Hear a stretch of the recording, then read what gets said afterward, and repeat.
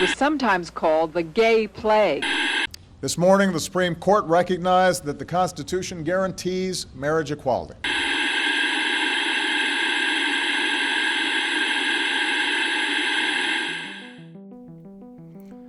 Prior to 1969, the LGBT+ movement was not non-existent, but it wasn't like the movement we know today.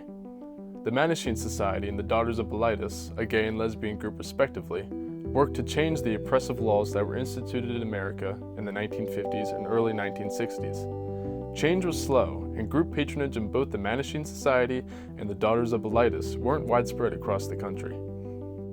Things began to gain more traction in 1969 when police brutality against LGBT+ people came to a poignant turning point in the modern-day LGBT+ movement.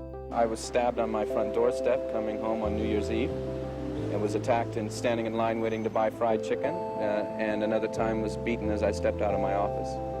Raids on gay bars were frequent and oppressive leading up to 1969, when in June, a group of transgender black women got fed up and decided to start a riot during a raid on the Stonewall Inn, a popular gay bar.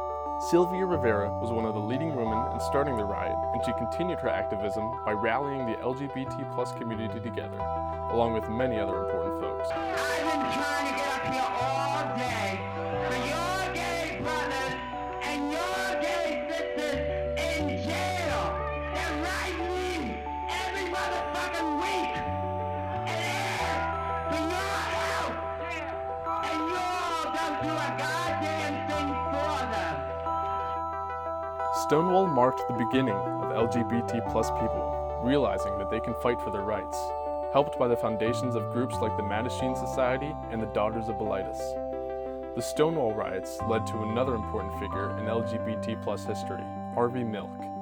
Milk was a city supervisor in San Francisco and was vocal about his sexuality. His work helped to improve not only San Francisco's thriving LGBT+ community, but also the city itself.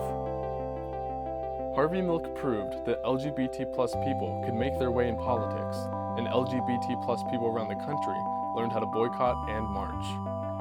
In November of 1978, Dan White, a fellow city supervisor, assassinated Harvey Milk in cold blood, along with San Francisco Mayor Moscone.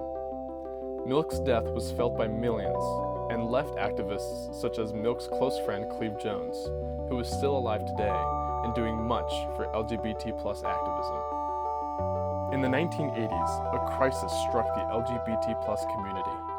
A new virus called HIV led to the AIDS outbreak, mainly affecting gay men and other oppressed groups such as Haitian immigrants. As the government stood by and watched millions of people die, the LGBT+ community rallied together. They performed marches and protests in order to bring light to the government's inaction. Many protests were made against pharmaceutical companies who were trying to overprice the medicine that could save lives.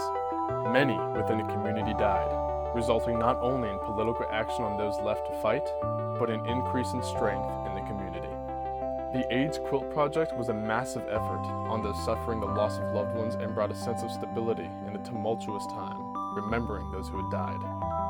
The political activism and sense of community, built upon groups like the Mattachine Society and the fire lit at Stonewall, continued to build until a momentous law was passed. On June 26, 2015, with President Obama in the Oval Office, and after a long and arduous fight, the LGBT+ community saw the Marriage Equality Act passed. This meant that gay and lesbian marriages would be viewed the same as any heterosexual marriage across the U.S. The passing of this law was cause for immense celebration.